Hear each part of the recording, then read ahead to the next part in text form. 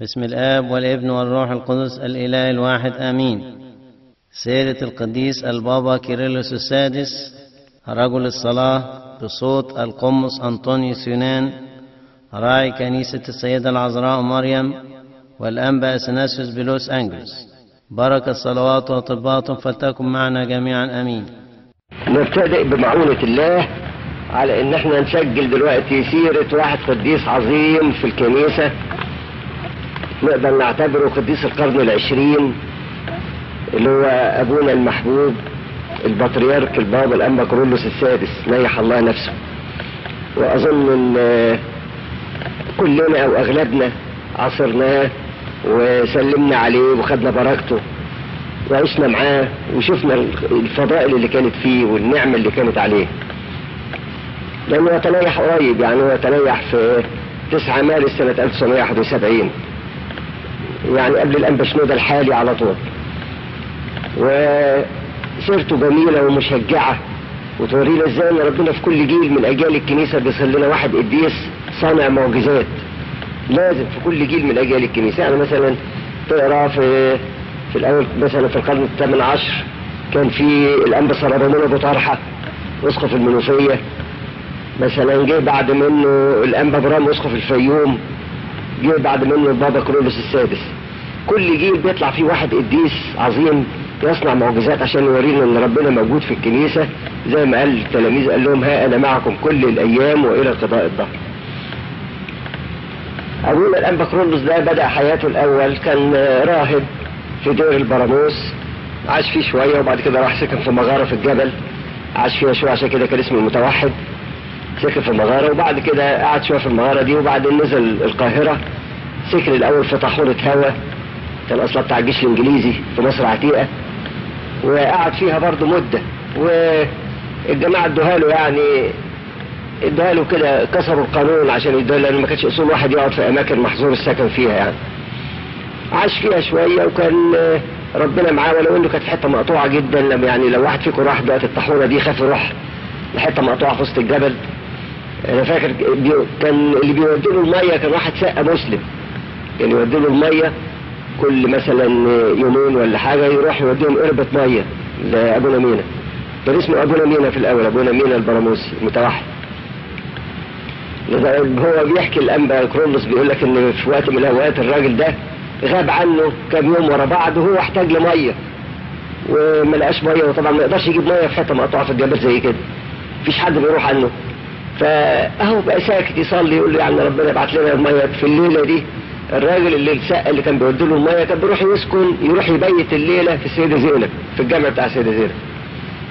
بص لقى رؤيا شافها الراجل السقه، قال له انت الراهب اللي بتودي له الميه عاوزك دلوقتي حالا، تقوم حالا دلوقتي تودي له ميه. فقام الراجل من السيده زينب ومشي بالليل وشال قربة الميه وطلع الميه لابونا مينا المتوحد، قال له انا شفت حلم كذا كذا.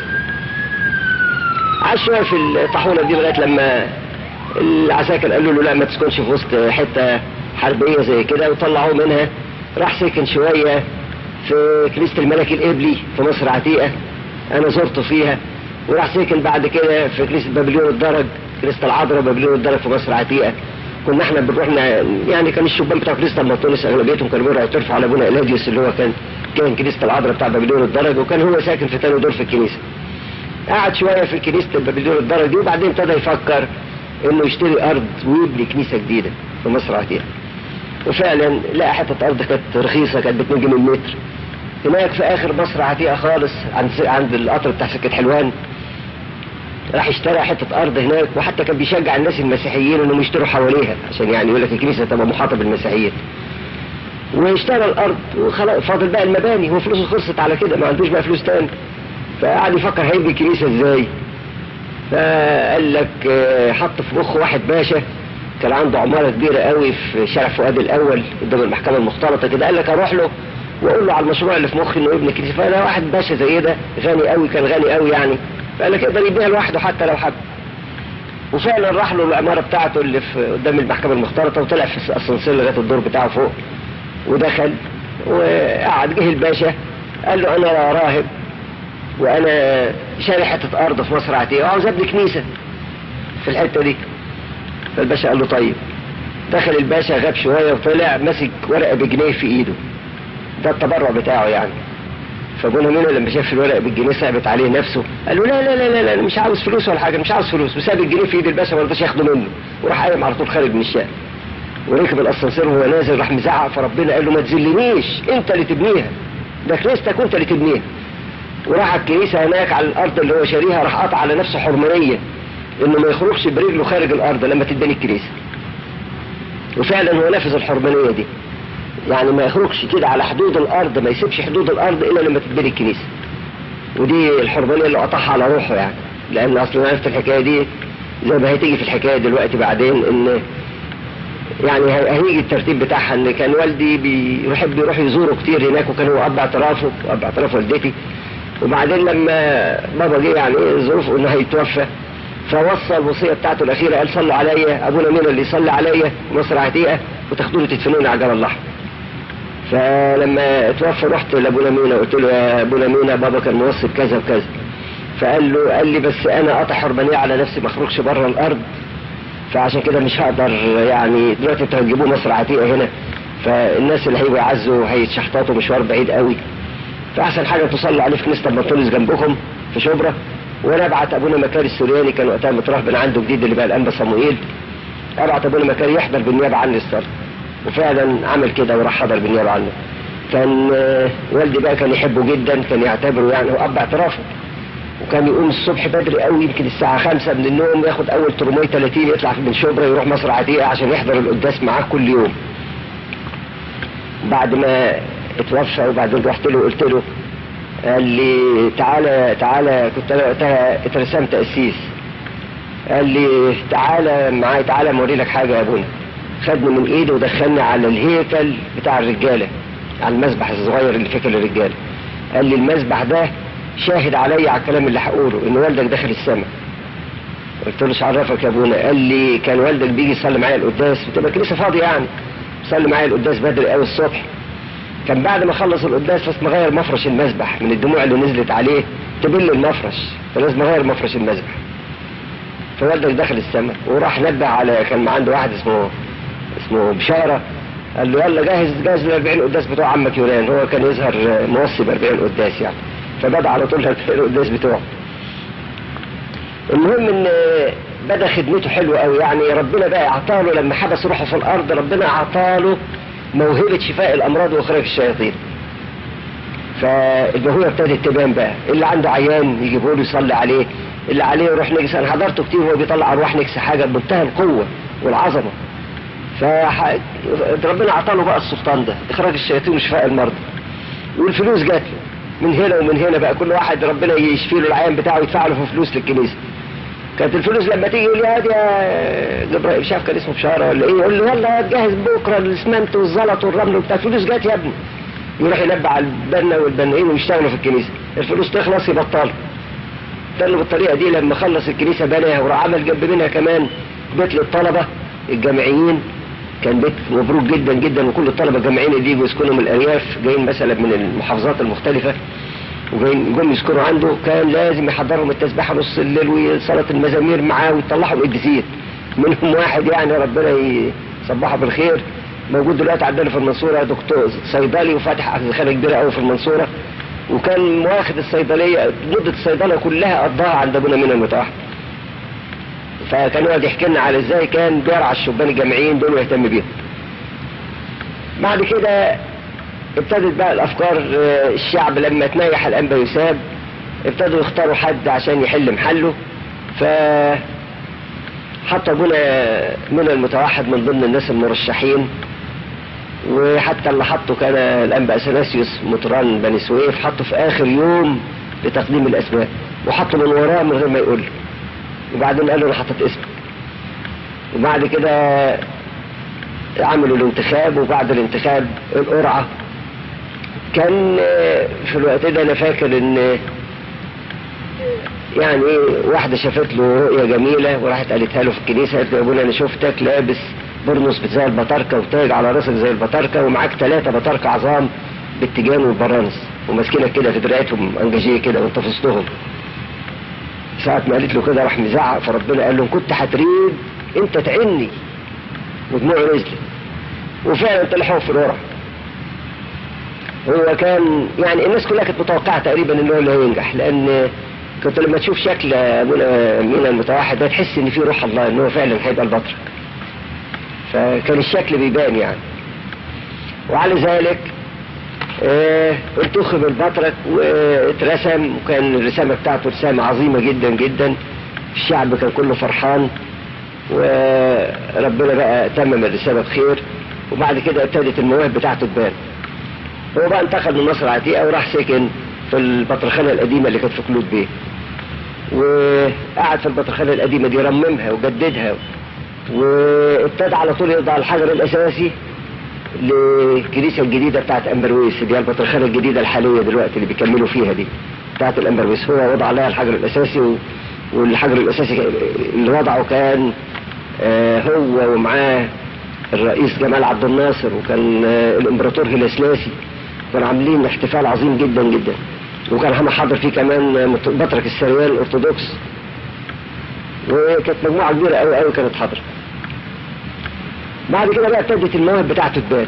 يعني مثلا هو في مره من المرات كان احنا عندنا كان في بنت في المنصوره، البنت دي كانت طالبه في التوجيه وقتها، وكانت مسكينه طلع لها حاجه نوع من الاكزيما الخبيثه اللي ملهاش علاج، والاكزيما دي في جسمها كله، في ايديها وفي رجليها وفي جسمها كمان كله. يعني كانت حاجه فظيعه جدا. يعني هي اختها دكتوره، راحت ودتها للدكتور الظواهري بتاع الامراض الجلديه، غلب فيها، ما قدرش يوصل لنتيجه ابدا مع المرض ده. اكزيما خبيثه ملهاش علاج، وحالتها النفسيه بقت وحشه جدا. وكانت في المدرسه كانت مسكينه تقعد في الفصل تيجي تقوم كان يبقى الهدوم لازقه في جسمها مطرح لان الاكزيما يظهر كانت بتفرز افرازات. فكانت البنت معقده حاجه وحشه جدا جدا، لدرجه انها ما كانتش عايزه تروح المدرسه. استمرت على كده طول السنه بتاع التوجيه لغايه اخر السنه.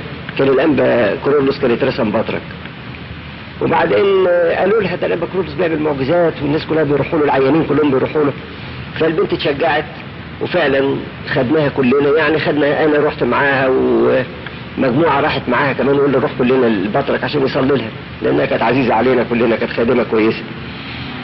فروحنا كلنا على البطرخانه. قالوا لنا لا، كان وقتها ابونا مكاري السورياني كان هو السكرتير بتاعه. فابونا مكاري قال لا بختكم مش كويس النهارده، ده مسافر اسكندريه. على ذلك المشوار قلنا يعني راح على الفاضي. احنا قلنا المشوار راح على الفاضي، لكن البنت بقى المؤمنه ابونا مكاري ببساطه خد، قال طب تعالوا بقى بدل ما يعني ما لقيتوش البطرك، تعالوا فرقوا على المقر البابوي بتاعه. قعد يورينا بقى الاوض، ودي فيها الاوضه دي مش عارف اوضه اجتماعات ايه واوضه اجتماعات ايه، اوضه يعني فاضيه فيها اطقم وحاجات زي كده. وبعدين جه عند اوضه بيعملوا فيها اجتماع المجمع المقدس، قال لي الاوضه دي بنعمل فيها اجتماع المجمع المقدس. البطرك بيقعد على الكرسي ده، كرسي كده ب3 سلالم عالي كده وعليه صليب، والمطارنه بيقعدوا على بقيه الكراسي دي. البنت قالت لابونا بكاري هو البطرك بيقعد على الكرسي ده، قاعد على الكرسي ده؟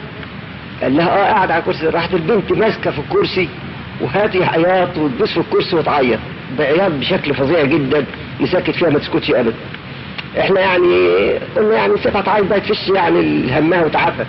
فقعدت تعيط مده كبيره قوي وهي ماسكه في الكرسي، تبص في الكرسي وتعيط. احنا سيبناها ورحنا بقيه الاوض حتى نتفرج. عمل هي ما خلصت العياط، وبعدين قلنا بقى خلاص مالكيش بخت النهارده بقى، ما لقيناهوش نجي له مره ثانيه، وركبنا التاكسات ورجعنا ثاني على المنصوره. البنت راحت المنصوره في بيتها بتغير هدومها، لقيت الاكزيما راحت من جسمها كلها، ملاش اي اثر في الجلد حتى ولا منظر، بعد ما كانت بطش بني كده وشكلها فظيع، او راحت كلها من جسمها ومن ايديها ومن رجليها. ادي اول معجزه حصلت وشفناها بعينينا في المنصوره. في الوقت ده كمان كان المعجزات بقى ابتدت تتوالى. يعني مثلا انا المعجزات اللي بقولها لكم دي انا حضرتها بنفسي او شفتها او سمعتها من اللي حصلت معاهم مباشره. ليا ابن خاله اسمه البير جرجس، هو دكتور في البترول وبيشتغل في معهد البحوث القومي، وكان معاه واحد تاني برضه مسيحي. بس البير ده ولد كويس يعني بتاع مدرسه الاحد، خادم حلو، انما المسيحي اللي كان معاه ما كانش يعني بيروح كنايس. فكان بيتحايل عليه يقول له تعالى الكنيسه، تعالى اعرفك بالبطرك ده، دوكا يعني مستهتر ومش عاوز. ففي يوم من الايام هم راجعين من الشغل بتاعهم الساعه 5 العصر في ترماي 30، جم عند في كلود بيه عند الحته اللي محطه البطرخانه، قال له بس تعالى اعرفك بالبطرك، وراح شده ونزله من الترماي غصب عنه. فالترماي قام فالشخص اللي متضايق من البطرك ده اتضايق من البير، قال يعني انت ضيعت مني اليوم ومش عارف ايه. فجر قال له بس تعالى اعرفه بالبطرك. قال له بطرك ايه اللي هتعرفني بيه؟ جايبين راجل جاهل من الجبل تعملوا بطرك؟ ايه ده واخد شهاده ايه ده؟ طبعا هو شايف نفسه بقى راجل دكتوراه، فواخد شهاده ايه ده تعملوا بطرك؟ قال له بس مالكش دعوه، بس تعالى اتعرف عليه، بس تعالى سلم عليه. وخدوا بالعافيه البير ودع الكنيسه. بيقول احنا دخلنا الكنيسه التقينا البطرك كان بيعمل عشيه جوه. فبيقول دخلنا جوه الكنيسه التقينا، يعني ما كانش الشعب كتير طبعا، عدد بسيط عشان ده عشيه. فبيقول لقينا دكه فاضيه كده، فانا وقفت اول واحد وهو تاني واحد في الدكه. شويتين والأنبا كرولوس نازل بالشورية يبخر. وبالمناسبة دي كان هو ده أنبا كرولوس يعتبر أول بطرك ينزل يبخر في وسط الشعب في الشوري، لأن كل البطاركة اللي قبل منه كانوا يقعدوا على الكرسي ويخلوا القسيس اللي يبخر، لكن ده ينزل يبخر بنفسه في وسط الشعب بالشورية ويسأل عنهم ويشوف أحوال الشعب اللي حاضر والغايب. ده كان النظام الأصولي، ويقبل القرابين بتاعت الشعب وعطايا دور الشعب يقبلها منهم ويباركهم يدعي لهم. فالبطرك نزل بالشوية يبخر في وسط الكنيسة، جه لغاية الدكة اللي فيها البير وفيها صاحبه ده، وساب البير وراح وطى على صاحبه. قال له لما انا جاهل جاي تصلي ورايا ليه؟ وراح سايبه وماشي. فالبير بيقول احنا الاثنين بصينا له كده واتخضينا من الكلمة وما ردناش، هو سابنا ومشي على طول. بعد ما خلص العشية راحوا اعتذروا له، وصاحب البير ده قال له صح يا سيدنا انا قلت عليك الكلمة دي، واتصاحبوا مع بعض وبقى من ولاده الروحيين الحلوين. ابتدى البطرك بقى تبان عليه المواهب الروحية. يعني مثلا من ضمن المواهب دي كان يتميز أنبا كرولوس السادس بأنه كان مرح وفرحان ومتهلل بالروح كده دايما، وكل واحد يقابله يفرح بمقابلته، وكان زي الأب الحنون، كل واحد يروح له يقعد يسأله عن قرايبه وفلان وفلان وفلان. واسم الصليب كانت ذاكرته يعني غريبة جدا، يعني لما تقول له على اسم بعد 10 سنين يفتكره ويسأل عليه برضه. فالمقابلة الحلوة بتاعته دي حبيبة الناس فيه بقى كله، وخصوصا هو بقى أي واحد عنده عيان يروح على البطرك والبطرك يصلي له، وربنا كان فعلا بيشفي العيانين على ايديه، كان عنده الموهبة دي، موهبة شفاء الأمراض، وكان يقدر يبص لك كده يفهم انت جاي له ليه، يجاوب لك على السؤال اللي في مخك قبل انت ما تقوله له. ودي كانت نعمة عظيمة جدا عنده. يعني انا ما انساش مثلا قصة حصلت عندنا في البيت، ان ليا اخت، والاخت دي عندها بنت، والبنت جالها خطيبين في وقت واحد وكانت مترددة، كان واحد دكتور بيطري وواحد مهندس، تاخد ده ولا تاخد ده. فمن ضمن التفكير والتردد قالت تسأل سيدنا، فراحت على سيدنا البطرك. وبعدين هي اللي بتحكي نفسها، اختي دي بتقول رحت على سيدنا البطرك، دخلت عليه في الصالون بتاعه فوق، قال لها تعالي يا لين، تعالي ازيك وازاي يا ماما وازاي بابا، وقعد يسلم وفرحان ومبسوط، وقال لها تعالي اقعدي هنا، وراح مقعد على الكرسي اللي جنب منه، وراح موطي عليها كده، قال لها المهندس اللي هينفع ويبقى كويس. وفعلا المهندس اللي نفع وبقى دلوقتي بقى اسيس في اسكندريه. انا عاوز اقول لك ان اختي رجعت البيت تقول الله سيدنا جاوب على السؤال قبل انا ما اقوله له، انا ما قلتلوش لسه، انا جاي لك ليه؟ هو اللي وطى عليها وقال لها المهندس اللي هينفع ويبقى كويس. وفعلا قبلت المهندس وربنا يبارك فيه. حصلت قصص زي كده كتير قوي يحكي لك كل واحد في اختباراته الشخصيه. انتوا عارفين ان الانبا كرولوس السادس ده اول بطريرك يتالف عليه 12 كتاب فيها المعجزات اللي عملها. 12 كتاب 12 كتاب معجزات، يعني الانبا انطونيوس ولا كبار القديسين اللي في الكنيسه ما تالفش عليهم الكتب دي. فمن ضمن مثلا القصص ان احنا مره جينا له برحله من المنصوره في اتوبيس، رحله عائلات يعني، وقلنا قبل ما نزور القاهره يعني نزور البطرك ناخد بركه منه. وفعلا وقفنا الاتوبيس تحت وطلعت له انا قلت يا سيدنا يعني الشعب عاوز يسلم عليك وياخد بركه، قال بس دي فوضى ومش عارف. قلت له لا يا سيدنا هنحفظ النظام. وبعدين طلعت الشعب ومشيناهم طابور كده بنظام، وهو يدعي لكل واحد ويرسمه بالزيت، وانا واقف جنبه انا وواحد تاني من الشباب يعني من الشعب. في واحده ست جايه معانا في الاتوبيس، الست دي مجربه في جوزها راجل صعب جدا جدا وتعبها قوي قوي، ويعني منحرف كده اخلاقه مش مظبوطه، ويعني هي محتمله كتير جدا جدا طبعا على ايدينا، لان احنا عايشين في البلد وعارفين التجارب اللي محيطه بالست دي، وهو ما شافهاش قبل كده ولا هي شافته قبل كده، اول مره يشوفوا بعض. جات الست دي قدامه سلم عليها باحترام وقال لها يا ست شد حيلك، شد حيلك المسيح معاكي، وتاني يقول لها شد حيلك المسيح معاكي، زي لما يكون هو فاهم الحكايه بتاعتها. الست عجبت قال لها شد حيلك ورشمها بالزيت ومشاها. يعني استحملي التجارب اللي انت فيها، وفعلا الست دي استحملت وجوزها توفى وهي دلوقتي مبروكه وعايشه لغايه النهارده. احنا قلنا ساعه ما قال شد حيلك وتقوي وخليكي ثابته في المسيح. انا بصينا لبعضنا كده لان احنا عارفين حكايتها. فالبطرك كان له قصص من العينه دي كتير قوي قوي، كان يقدر يعرف الشخص ده جاي له ليه قبل ما يقول له هو جاي ليه. ابتدى في الحاله دي ابتدى اول حاجه عملها قال لك ان انا لازم ازور كل بروشيات الجمهوريه العربيه المتحده مصر بحالها. وفعلا راح زار البروشيات كلها، وبعدين كل ما يزور بروشيه يروح يزور الكنائس اللي فيها. فمثلا جه عندنا في المنصوره كانت زياره مفرحه جدا جدا، وطبعا الشعب بقى يعني حاجه البطرك جاي يزوره دي حاجه نعمه كبيره قوي، الشعب فرحان على الاخر والكنيسه على اخرها. وجوه وصلنا بعد الظهر، وصلنا على ميعاد العشيه. اول ما دخل الكنيسه والكنيسه زحمه جدا جدا، طبعا ما كانش فيها نظام قوي يعني، ما تقدرش تحفظ النظام في وسط زحمه فظيعه كده. فهو دخل لقى الكنيسه فوضى واللي بيزقوا من هنا راح سايب الكنيسه وخارج تاني وراح عاوز اروح. انا استشعرت بلا كده، رحت قفلت الباب الكبير بتاع الكنيسه. يا سيدنا تروح ازاي؟ طب محافظ جوه والدنيا ازاي تروح؟ قال انتوا فوضى ومش عارف ايه. طيب حاضر يا سيدنا نحفظ النظام. راح قاعد على سلم المطرانيه واستنانا عبال ما نحفظ النظام. وبعدين حفظنا النظام وقلنا نتفضل بقى يا سيدنا، ودخل والكشافه جم وقفوا طابورين وفات في وسط الطابورين بتوع الكشافه لغايه الكنيسه. دخل سجد قدام الهيكل ودخل قعد في هيكل الرجال اللي قعد في الهيكل الوسطاني يعني. فالرجاله عرفوا طريقه، الرجاله عايزين يخشوا يسلموا عليه يعني، فعرفوا طريقه انهم يدخلوا من هيكل الرجاله ويروحوا له يا سيدنا سيبنا بالزيت. هم عايزين يسلموا عليه ياخدوا بركه. فهو ساعتها انبسط لما لقى في نظام وماشيين بطابور، طلع ازازه الزيت وابتدى يرشمهم واحد واحد ويطلعوا من باب الهيكل الوسطاني. وانا كنت ساعتها واقف في الهيكل بتفرج يعني، هو بيرشمهم بالدور كده واحد واحد. جه لغايه واحد وقال لي يا ابو انطونيوس تعالى هنا. قلت نعم يا سيدنا. قال واحد شويه زيت طيب، شويه زيت طيب، يعني زيت مش بتصلي عليه يعني. فبقول له ليه يا سيدنا ليه؟ قال لي اصله مسلم.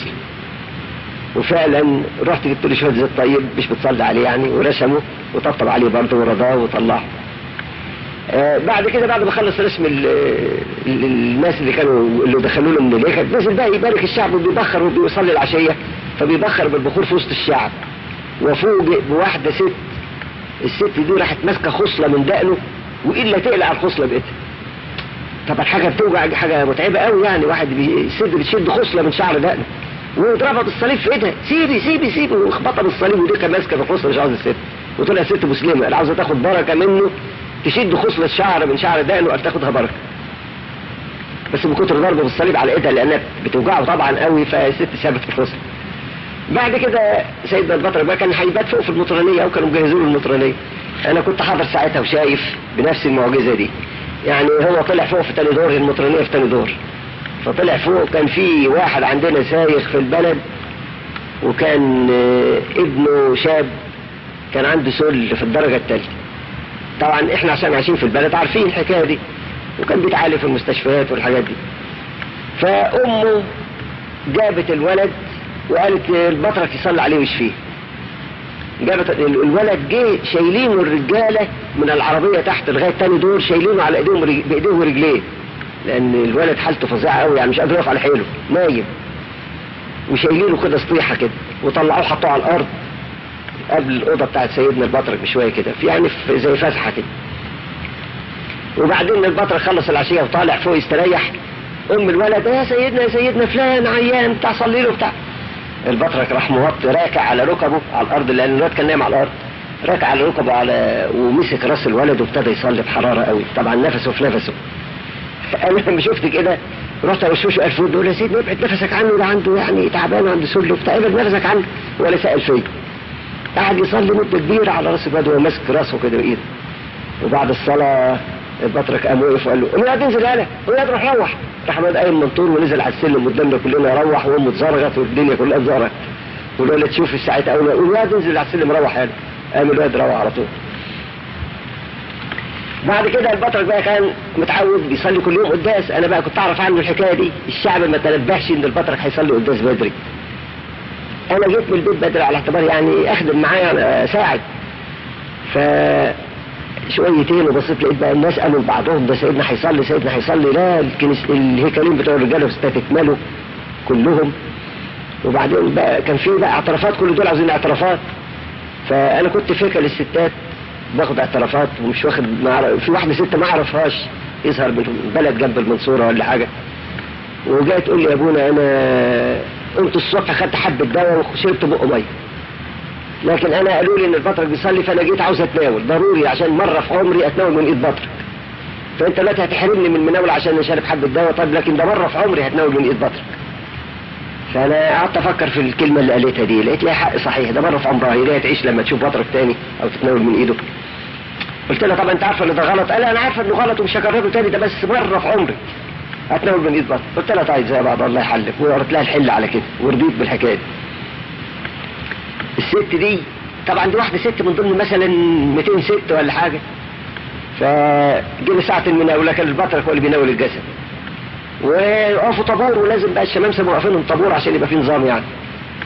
فقعد يناول في الطابور وجاه لغايه الست دي وقال يا ابونا انطونيوس تعالى شوف، فترة وجاي تتناول، فترة وشوف ولادك، تعالى شوف ولادك، ويزعق باخر حسه، فترة وجاي تتناول. انا لما رحت ببص في وش الست افتكرت الكلام اللي قالته، قمت رحت وقطيت على ودني يا ست معلش ده حب دواء زي ده، معلش سباحة وده حب دواء وبتاع. قام ضحك كده قال لها طب تعالى تتناول، وراح مناولها. بس ايه رايك انه عرف انها فترة وجاي تتناول؟ قصص بقى من العينة دي كتير قوي كانت توري لك ازاي الراجل ده كان لما يبص لوش واحد كده يفهم ويفكر في ايه. حاجات كتير من العينة دي يعني. المدة اللي قاعدة معانا دلوقتي بس عشان الشريط يعني قرب ينتهي، فأنا مش عاوز إن أنا يعني أقول حكاية وبعدين نقطعها.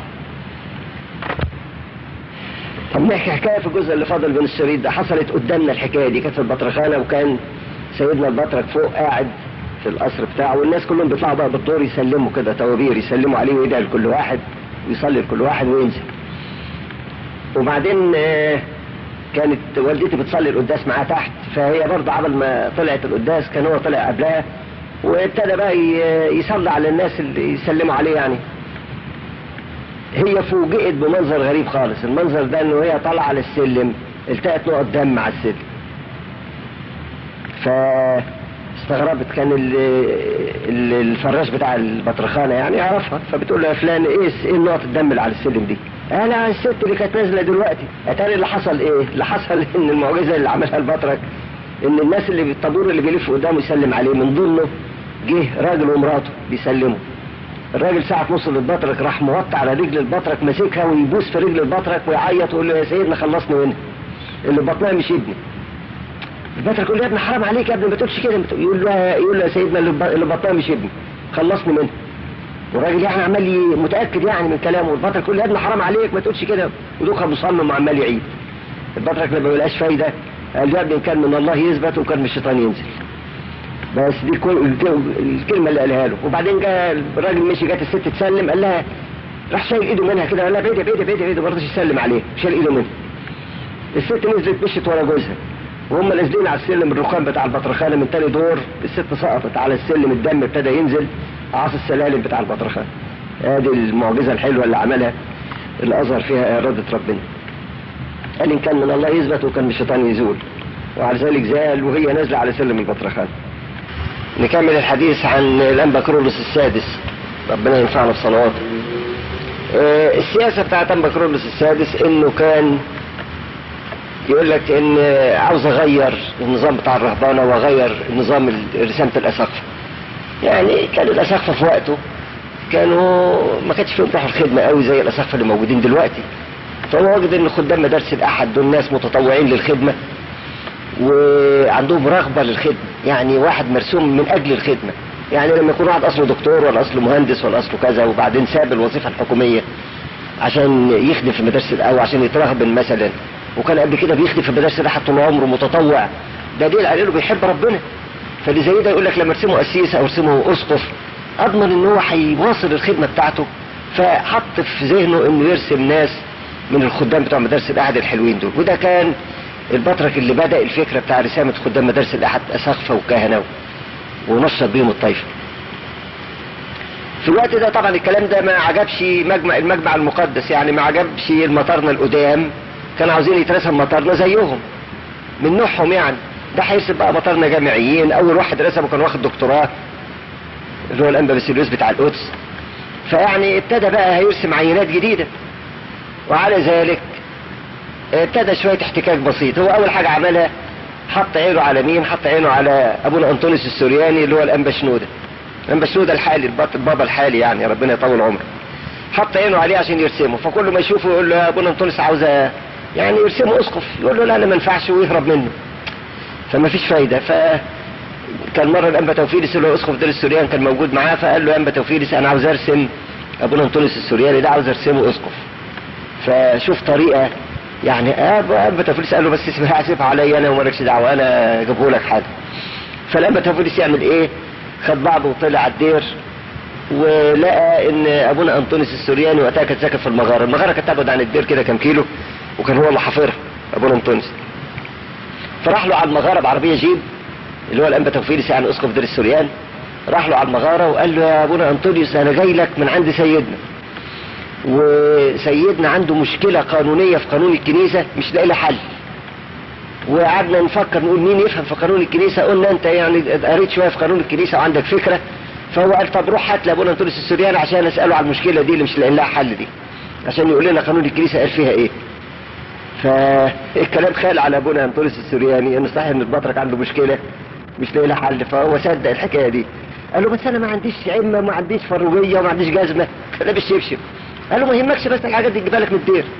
وفعلا خدوا من المغاره ركبوا في العربيه الجيب ودعها الدير، وراح جاب له عمه وفروجيه وجزمه بتاعت واحد راهب تاني، وخدوا وراح على البطرك على طول. فكان من عادة الانبا شنودة، هو يعني راهب ابونا انطونيوس، من عادته لما يسلم على البطرك لازم يضرب بطانيه. فجاء قدام الانبا كرولوس ببساطه وبيضرب له بطانيه للارض، راح الانبا كرولوس على طول مطلع الصليب وقال شنودة اسقف على مدارس الاحد وعلى التعليم، وراح راسمه على طول هو موقف. عبل ما قام قعد يعيط وبتاع له ما تعيطش بقى خلاص اقعد معايا بقى اليوم الاحد اكمل لك الرساله.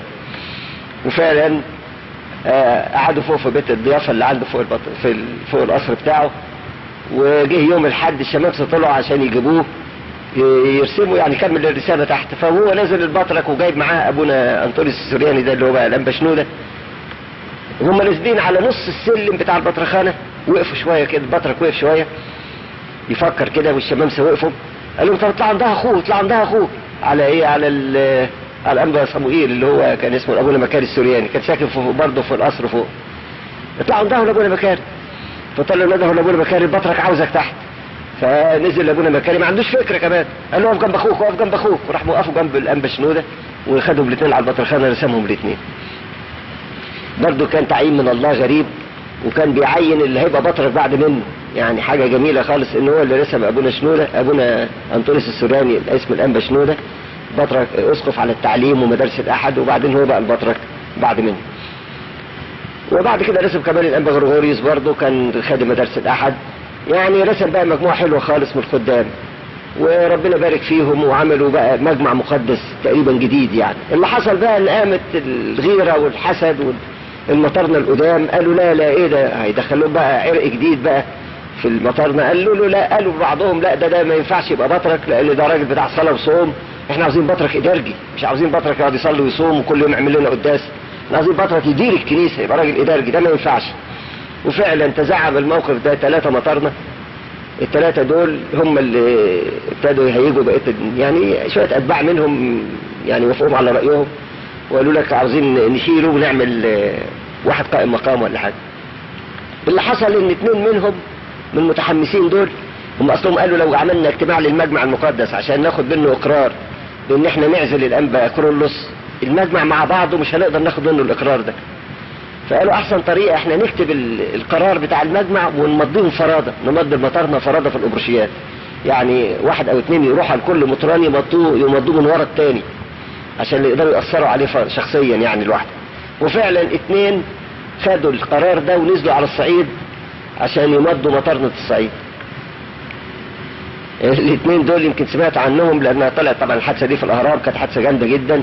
قطعوا تذاكر في صالون درجه اولى في القطر بتاع الصعيد، وجه القطر ده في نص السكه كده حته من الشريط بتاع القطر كان الفيران واكله الفلنكات اللي تحت منها، فالقطر جه فوق الحته دي راحت الشريط مكسور، راحت وانكسر تحت العربيه بتاع الدرجه اولى اللي فيها ال2 المطار، وراح كل بقيه العربيات ركبت فوق بالعربيه دي. طبعا القطر مندفع وهو بيجري، فلما دي وطيت العربيه دي راح كل العربيات الثانيه راكبه فوق منها، طبقت العربيه وفعصتهم جوه. يعني كانت موته شنيعه جدا، وكتبوها بقى في الاهرام موت 2 مطارنه بالطريقة دي في القطر. ادي الاثنين اللي نزلوا على الصعيد. الشخص الثالث اللي كان بيمض بتاع وجه بحري راح مضى وضحك على شوية مطارنا يعني واثر عليهم وفعلا مضاهم، وكان وقتها البكرولوس كان في اسكندرية، فالخبر وصل قالوا انه الانبا فلان بيمض المطارنا عشان يعمل قرار لعزلك، ومضى فلان وفلان وفلان. البطرك زعل جدا جدا لان كان من ضمن المطارنة دي ناس يعني حبايبه اولاده يعني. فالبطرك اتأثر خالص خالص وراح طلع على دير ماريمينا ودخل الكنيسة بتاع ماريمينا اللي فيها الجسد بتاع ماريمينا اللي، وراح زعق في ماريمينا قال له مش داخله لك تاني، مش داخل لك الدير تاني، ما كنتش تعمل معجزة، ان ما عملتش المعجزة ماليش داخل تاني، يعني يروح يزوره تاني في الدير. وبعدين المعجزة اللي ربنا كان رسمها معجزة غريبة قوي، ان المطران ده كان عنده كحة وكان الدكتور وصف له دواء شرب بالتركيب، فكان حاطط ازازة الدواء دي جنب على الكومودينو جنب السرير عشان خاطر لما يقوم بالليل يكح يقوم يشرب من الدواء ده عشان يوقف الكحة. فالخدام بتاعه كان شاري ازازة بوليس نجدة عشان خاطر الصراصير اللي في البيت. وبعدين الخدام بعد ما رش عشان الصراصير حط الازازة على الكومودينو، هو اذا سابها ونسيها وهو بينظف ولا حاجة الشقة، فساب الازازة جنب على الكومودينو. المطران قام بالليل وهو بيكح حط ايده كده في اذا ما كانش النور ولع ولا حاجة، وراح بياخد الازازة قتل ازازة بوليس النجدة وشرب بوليس النجدة. قام الصبح مات، وطلعت بقى في الاهرام ان المطران شرب ازازة بوليس النجدة ومات. ادي المطران الثالث بتاعه. وعلى ذلك يبقى ماريمينا فعلا عمل له معجزة عظيمة وكسر فكرة الشيطان. سيدنا الانبا كرولوس ده بقى يتميز بان عهده كان عهد النشاط. يعني نقدر نقول ان دلوقتي انتوا شايفين الانبا شنودة ربنا يطول لنا عمره، يعني الكنيسة نهضة ونشطة جدا، وابتدى المطارنة كترت، الاساقفة شوف رسم كام اسقف، الكهنة الجامعيين كتروا، مصر واسكندرية كلها دلوقتي كل البرشيات كمان لما بيرسموا اسيس يرسموه جامعي لازم. النهضة الفكرية نشطت والدينية نشطت جدا في الشعب، الأديرة نهضت وابتدى الأنبا شنودة دلوقتي بيصلح في الأديرة. كان أساس النهضة دي كلها الأنبا كرولوس السادس، هو اللي بدأ النهضة دي. يعني نقدر نقول هو اللي بدأ النهضة الدينية في القرن العشرين اللي احنا عايشين فيه دلوقتي.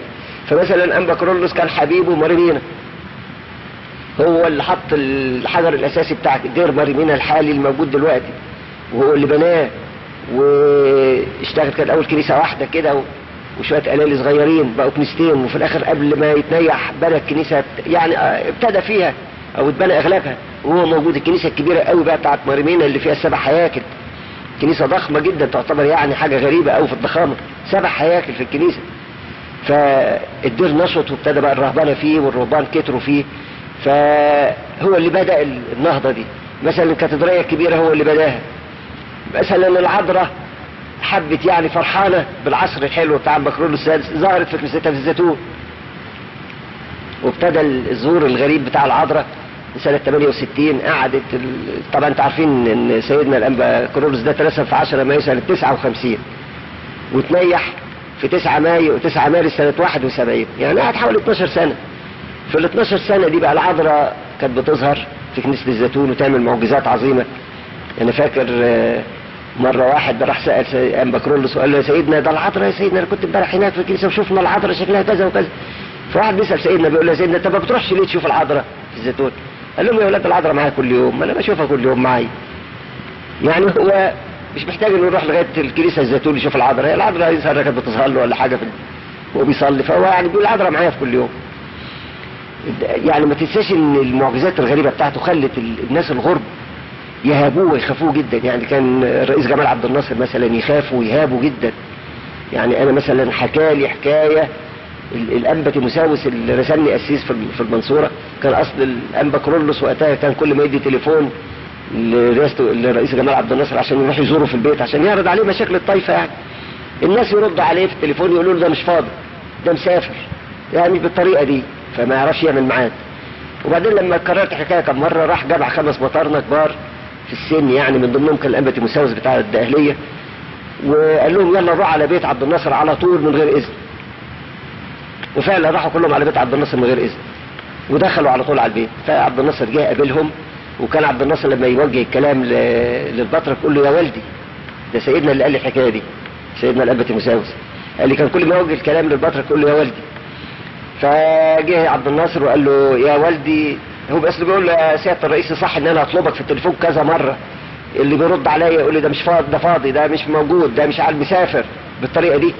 قال له يا والدي بيتي مفتوح لك في اي وقت تيجي من غير اذن، ما تاخدش اذن، تيجي على طول في اي وقت انت عاوز، بيتي مفتوح لك. فكان يعني كرم اخلاق منه. وبعد كده مطرنا بيقول كنا مرتبين على ان الخمس مطرنا كل واحد يثير موضوع عشان ما نقطعش على بعض في الكلام. فمطرنا اول واحد اعتبرهم اكبر واحد في السن ابتدى الموضوع بتاعه، كان هو عليه يتكلم عن حرق الكنايس. فقال له يا سيادة الرئيس تعرف انهم حرقوا كنيستي؟ قال له ازاي حرقوا كنيستك؟ قال له حرقوا كنيستي في راس البر، شوف الاهرام اهو مكتوب فيه الخبر اهو، حرق كنيسة راس البر. ف جمال عبد الناصر قال له بس انا ما سمعتش في الحكايه دي، انا ما قريتهاش في الاهرام، بيداروا عليا الحاجات دي ما بيورهنيش الناس اللي حواليه يعني. وبالطريقه دي كل واحد من المطارنا بقى يصير، واحد يصير التعيينات، واحد يصير البعثات، واحد كل واحد بيصير نقطه يعني من المشاكل. وكان بيهرب منها بالطريقه دي ان هم ما بيقولوليش، بيتصرفوا من ورايا حاجات زي كده. وبعدين بعد ما خلص الكلام راح ماسك ايد البطرك وقال له تعالى يا والدي. خد البطرك دخله جوه عند مراته وعياله، والبطرك كان مستعد في جيبه هدايا، مجهز هدايا معاه وهو رايح. فالبطرك صلى لهم وطلع الهدايا، ادى لكل بنت الله محبة ذهب بسلسلة، وادى لكل ولد الله محبة ذهب بعلقة مفاتيح. وعبد الناصر قدم له سبحة يسر طعامة بالذهب كانت ب 400 جنيه وقتها. وبعد ما صلى لهم وهو نازل قام راح مطبطب على صدر عبد الناصر، فعبد الناصر اتخض فقال له ده الكتاب عندنا بيقول يد الله على قلب الملك، يعني قال له دي آية عندنا في الكتاب. فقال له طيب وخلاص واتراضى على كده. ونزل البطرك، تلميذ البطرك اللي بيحكي له دلوقتي ابونا رفايل اللي في دير مرمينا، كان وقتها اسمه الاخ رفايل، بيقول لي احنا وصلنا البطرخانه من هنا بس لقينا الرئيس على التليفون. قلنا له يا سيدنا الحق الرئيس على التليفون. فسيدنا راح رد عليه في التليفون فقال له يا والدي انت لما طبطبت على صدري، هو اصله كان عنده ذبحه بتيجي له كل شويه، دور الذبحه كان بادي معايا، وساعه ما طبطبت على صدري الوجع راح خالص. يعني شوف بيعترف بيه ان هو لما حط ايده على صدره يعني ربنا شفاه من التعب بتاعه يعني. هو كان عبد الناصر بيهاب البطرك، يعني بيحترمه وبيهابه. يعني حكى لي برضه الاخ رفايل ده حكايه تانية كان برضه هو معاصر ليها، قال لي ان في يوم من الايام كان البطرك وقع مع وزير الداخليه، وكان السبب كنيسه حدائق حلوان.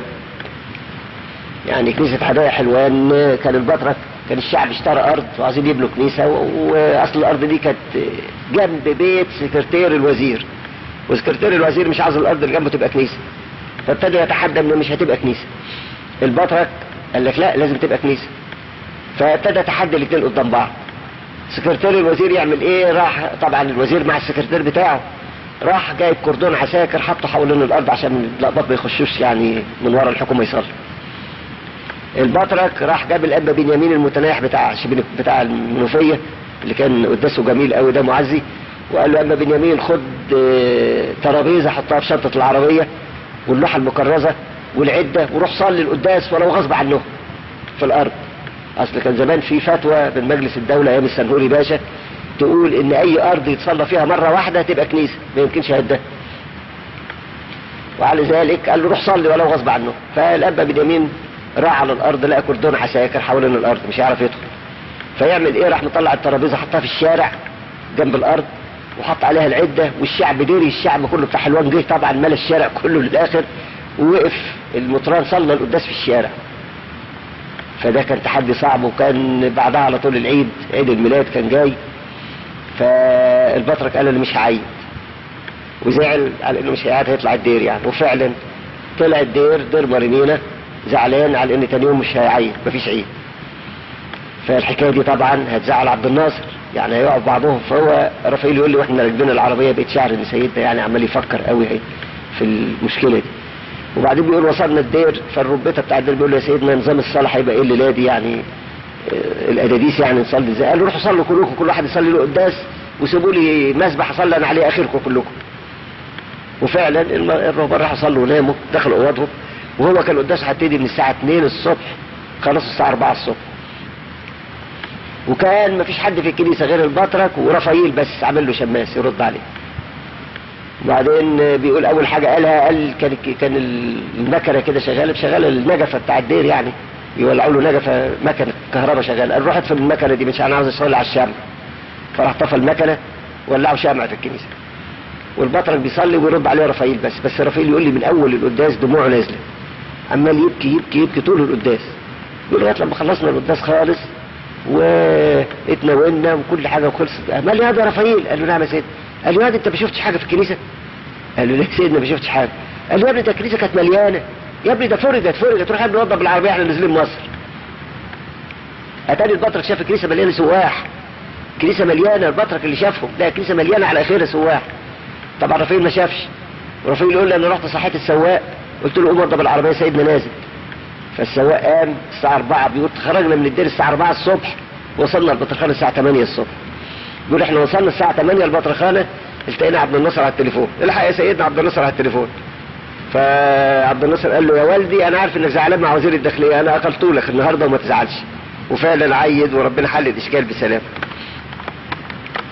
انا عاوز اقول ان مده الخدمه بتاعت انبا كرولوس 12 سنه دول سيدنا بدأ فيهم النشاط العظيم في الطائفه بتاعتنا في الكنيسه بتاعتنا في مصر. يعني مثلا هو في عصره بدأت الخدمه في المهجر، ما كانش قبل كده يعرفوا خدمه المهجر دي. يعني هو اللي بدأت الخدمه مثلا في افريقيا، بدأت الخدمه مثلا في امريكا وكندا، بدأت الخدمه في استراليا، عملوا كنائس في اوروبا، ابتدأت الخدمه تنتشر في كل ناحيه. وده كانت من ضمن بركات الانبا كرولوس السادس. مثلا كمان من ضمن بركاته الحلوه ان ربنا خلاه امكنه من انه يجيب جسد ماري مرقس لكنيسه مصر. عارفين ماري مرقس ده من ايام القرن، من ايام ما اتسرق الجسد القرن الاول تقريبا او الثاني، لما اتسرق الجسد عن طريق البحاره التلاينه اللي كانوا بيجوا مصر، سرقوا الجسد من البواب بتاع البطرخانه بتاع الكنيسه المرقسيه في اسكندريه، ويظهر ادوا له فلوس ولا حاجه وخدوا التابوت وفيه الجسد. بس كان البطرك شايل الراس بعيد عن الجسد وحاططها لوحدها، وما شافوش الراس، هم خدوا التابوت بس ودوه على ايطاليا. والراس دي بقى البطاركه اللي جم بعد كده قالوا لك ده بالطريقه دي ما دام سرقوا الجسد يبقى مصير كمان هيسرقوا الراس. فبقوا يعملوا ايه؟ يهدوا المذبح ويبنوا، يحطوا الراس يدفنوها ويبنوا المذبح فوق راس ماري مرقس.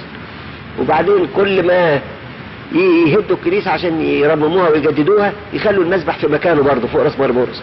فبقى تقليد ان المذبح بتاع المرقسيه ما يتشالش من مكانه عشان تحت منه راس ماري مرقس. لغايه دلوقتي لغايه الانبا كرولوس السادس عمل مفاوضات مع البابا بتاع روما وسمح له بانه يديله جزء من الجسد. وفعلا ده كان احتفال عظيم جدا جدا. يعني الجسد وصل الساعه 10 بالليل في المطار بتاع القاهره، كان جماهير من الشعب مستنيه الجسد، كنت انا موجود من ضمنهم واتفرجت. انا شفت بعيني الحمام ابيض بيطير فوق المطار الساعه 10 بالليل. انت عارف الساعه 10 بالليل الحمام يخاف يطير، ده الساعه 10 بالليل كان الحمام الابيض بيرفرف فوق المطار، وسيدنا الانبا كرولوس طالع على الطياره بنفسه وشال الجسد على كتفه لوحده ونازل بيه بين الزفه بتاعت الشمامسه ونازلين بفرحه عظيمه جدا جدا. كان الجسد ده حطه في البطرخانه لغايه لما في البطرخانه الجديده بتاع امبرويس اللي بناها اول حاجه عملها عمل منامه اللي يحط فيها الجسد بتاع ماري مرقس الرسول. وكان احتفال عظيم جدا، كان حاضر فيه الامبراطور هيلا سلاسي، وحطوا جسد دفنوه في مكانه الموجود حالي دلوقتي وعملوا له مقبره جميله في البطرخانه. دي الايام الحلوه اللي الكنيسه شافتها على ايام انبا كرولوس السادس. من ضمن الظواهر المهمه في عصر الانبا كرولوس السادس ان العلاقه بين كنيستنا وكنيسه الحبشه كانت علاقه جيده جدا. وكان الحبش يحبوا الانبا كرولوس، وكان وقتها امبراطور هيلا سلاسي كان كمان يحب الانبا كرولوس قوي قوي. انا فاكر جه حضر كان حتى عملوا هو البطرك الانبا كرولوس راح زار الحبشه اول مره، وبعد كده تاني مره كانوا عاملين مجمع افريقيا، كنائس افريقيا كلها في الحبشه. والامبراطور هيلا سلاسي قال لا يمكن يعقد المجمع الا في حضور الانبا كرولوس رئيس المجمع، يبقى هو الرئيس. وفعلا كان البطرك مش ناوي يسافر الحبشه. هيلا سلاسي اجل المجمع وكلم البطرك في التليفون وتحايل عليه انه لازم يجي بنفسه يحضر المجمع، يبقى رئيس المجمع يرأسه. وفعلا انبا كرولوس وافق وسافر الحبشه ورأس المجمع بتاع كنائس افريقيا كلها. وكانت العلاقه كويسه خالص مع الحبشه لغايه لما الشيوعيه طلعت في الحبشه، وبعدين انفصلوا عن الكنيسه بتاعتنا في ايام الانبا شنودة. سيدنا الانبا كرولوس ده بقى يتميز بانه ميزه كبيره خالص انه كان راجل صلاه. يعني تتصوروا مثلا الواحد بيعمل قداس كل يوم على مدار السنه، بيعمل عشيات وكان لما يعمل القداس لازم هو اللي يصلي القداس، ولازم هو اللي يولي التسبيحة بتاعت القداس كمان، ويفاجئ الكنايس بالليل. يروح يفاجئ الكنيسة بس الساعة 3 الصبح، يلاقي طبعا الكنيسة مقفولة. يلا يروح يبعتوا يجيبوا المفتاح من القرابني ويفتحوا له الكنيسة، ويخش سيدنا يعمل التسبيحة ويصلي القداس ويخرج. هو عاوز الكنيسة تبقى مفتوحة باستمرار، تبقى فيها صلاة باستمرار.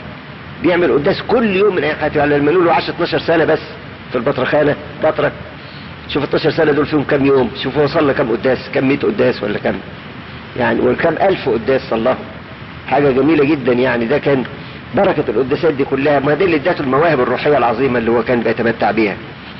واحنا دلوقتي هنختم سيرة الأنبا كيرلس السادس، راجين ان ربنا يتحنن علينا ببركة شفاعته، انه ينعم على الكنيسة بالهدوء وبالطمأنينة، يعطي الشعب والأولاده انهم يتمسكوا بالكنيسة بتاعتهم ويعرفوا محبة الله تكون في قلوبهم كلهم. ربنا ينفعنا ببركة صلواتهم، ببركة صلوات الأنبا كيرلس السادس، لإلهنا المجد دائما أبديا آمين. البابا كيرلس السادس الطوباوي بالحقيقة، الذي ثبتنا في الإيمان الأرثوذكس الحقيقي.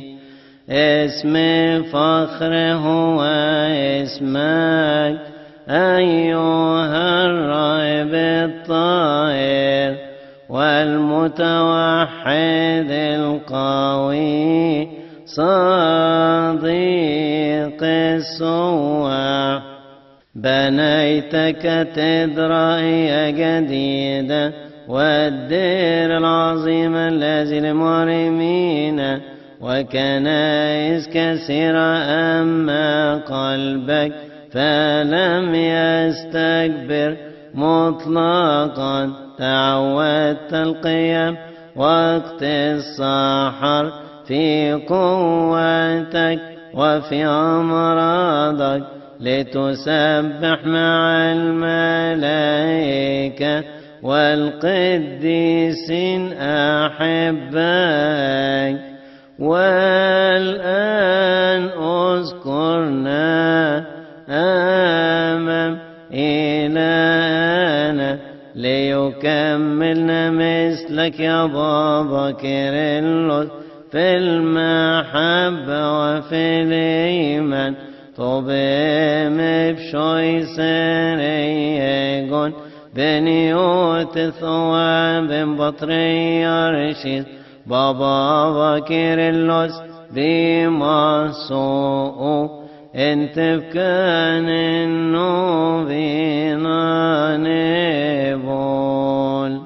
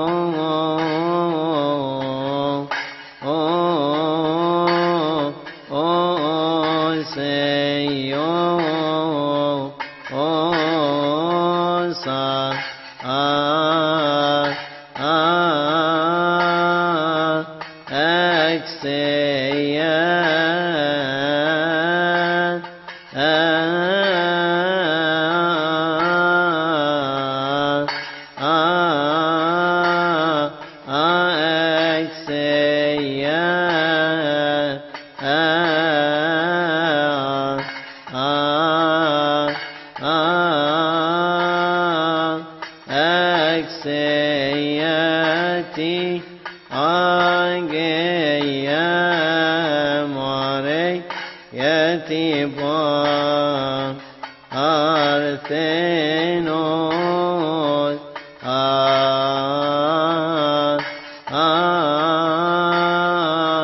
أكسيون